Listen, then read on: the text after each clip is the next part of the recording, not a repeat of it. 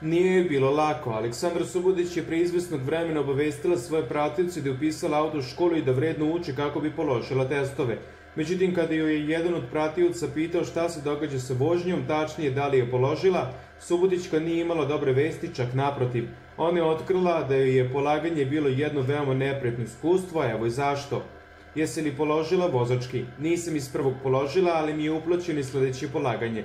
Nažalost, imala sam iskustvo sa inspektorom i kontrolorom iz policije, šta je već ne znam, koji je došao na ispit prvo neuformisan, a onda jako negativno nastrojen prema meni lično.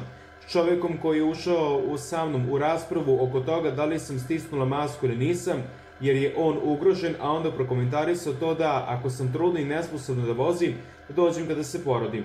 A mislim da je jako zlonamerno uopšte pomisliti, a ne reći trudnici koja se trudila, odvozila sve časovi samim tim što je došla, pokazala da smatra da je sposobna da vozi u tom stanju, ističe bivša zadrugarka.